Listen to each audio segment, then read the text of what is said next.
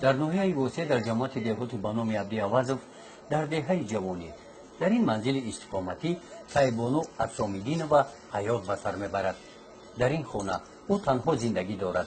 این گندم را همسایه ها به او دادند. از دهه همسایه نبیره دختریش بعضا با خبرگیری نزد بیبیش آمده در کارهای روزگارداری با او کمک میرساند. اگر پسرش میبود در این سن سال مادر تنهایی را حس نمیکرد.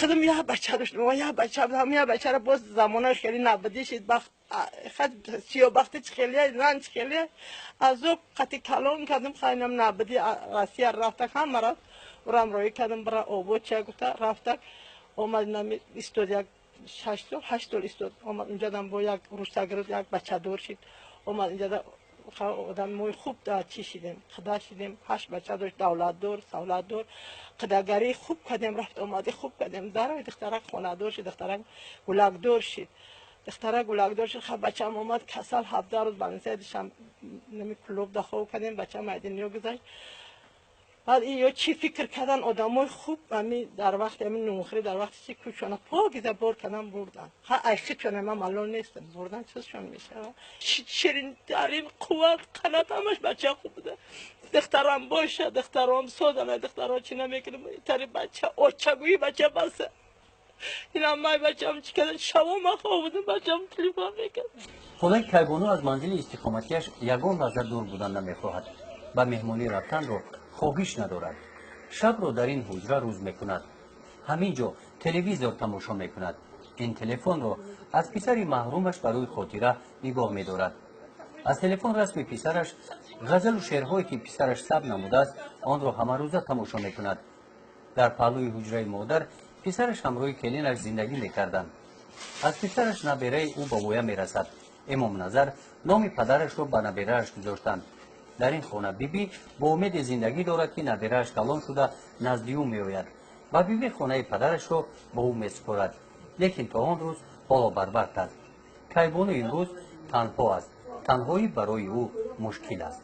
دلم میترسه اینا دل جانم شیرینه اینا چیز تقص کنم میگم یگان چیز مثل هیچی نیست ایو من خودم میترسم اینا اینجا پیشکار رفته و میکنم خودم شاو میبرم هم خیالم یگان آدم مرا نگاه داره این جانم شیرین بده اینا نباشم من میگم من زندگی دارم بمرم خوبه ایو که خطا بده جان شیرینه نمیفورم زندگی شیرینه اینا دولین گوی بلند میشه گوی پس میشه میگم نه برم من نواسق من خانه رو با من نواسم بزگرانم مردم دیگه نوبود نه نواسم 5 ساله شد این سال اینا اید کردک دومت اید کرد ایدادم یا هر وقت میاد تقویش میاد خبر میگیرن با هم کل میگه خانه ما های این خانه رو ما میگیرم مامان جون اولو کیبانو میگه دادر ماما میگه دیگه طلب میکنم مامی چی مامی که می خونه مامی این خونه هم نیست که تو کلام میشه چپا میشه و چسکم نمیمونه مرد بشه خونه میکنه و زندگی ده.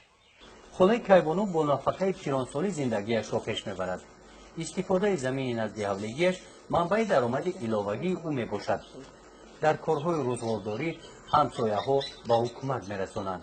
همسایه‌ام ده گپ نیست همسایه‌ام همش نقدن همش حرمت میکنن همه همسایه‌ام میآیند میروند خیلی خودشون میارن اینجا شوا میخرن میآیند نره میارن همسایه‌ام ده گپ نیست خیلی چون همسایه‌ام درد سرم خیلی اینم یاد همسایه دخترکم میارن خمیر بگم آرد پرد دارم میخیلن میپزن با میخریم شکر و پکر و میشینیم خیلی کمی همسایه دستکشی میکنن یاردم میکنن و حال میپرسن. سلامتی مادر آنقدر خوب نیست. شنواییش پس میگردد. سلامتی نمی گوی دولینم سر چوز بلند شو با سر چوز پس میشه. همین گوی سوزم گوی بیسوزم هم خیلی. دختر موجود میکنه. دختر نمی بینیم یا امر خون میاد بینی چپم نمو علماتتان دختری ماهیمون میرن توبت میکنم. دوروتون اکی میگیرم. دوروم پنسیون میگیرم 250 سوم میگیرم. میرسه زندگیتون؟ زندگیم نه گوی میرسه گوی نمیرسه گوی نه زمستون جای جورا باگ میگیری کالوش میگیری اوشا میگیری گوی میرسه گوی نمیرسه خیلی بالو میکنی زندگی ده. منزل استقامتی خدای کیبانو تعمیر طلب است. پیشایوان خانه رو از نوعلاجی با پلانکا محکم کرده است. خواهش دارد که بجای پلانکا تیریزه شنانیده خانهش روشن گردد، اما برای این امکانیت ندارد. انبار جای هزم خانه در حالت ویرانه قرار دارد.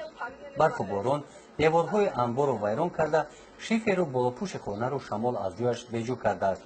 این زمستان چپه شدن انبار از احتمال دور نیست. آشخانه‌اش هم تعمیر طلب است، بومش میچکد. تعمیر خانه این اول خانه بود ساری میخزیم موریچن تر خاک رزونده با اون نتری شکک دارم شتونکم رو میشکم چو کنم من ایلوی نرسه چو کنم رو من ایلوی نیست تو دیگه راه نیست. یعنی خانه را تعمیر کردن در کار تعمیر آخه تعمیر حاضر یک همه به خودش نمیرسه آدم گلاب داره آدم چی داره. شما یگون کسی خیلی مراجعه نکردین برای آخه کیرا میراجع همه را بگویم زندگی خیلی پیش میبره دیگه یگون تا در خانه من یگون 5 سال دیگه خانه نمیبرم یگون جا نمیره من خانه دم میشینم من خدم نمی خدم در کار میوم یگون کار کنم بچی خانه دم میدرم خو میکنم تلویزیون نمیشه تو خونسی خیلی زیشم چو کنم ای تقدیر میبینم تلویزیون میمونم رادیو دارم تلفن در پیدا زبسکگی بچه‌م گوش میکنم. خانه کیبانو با امر تقدیر در دوره پیرانسالی تنها مانده باشد هم او را جامعه باید تنها نگذارد. امید هست که برنامه شهری من را تماشا کرده جوانمردانی پیدا میگردند که منزل استقامتی این مادر را تعمیر مینمایند.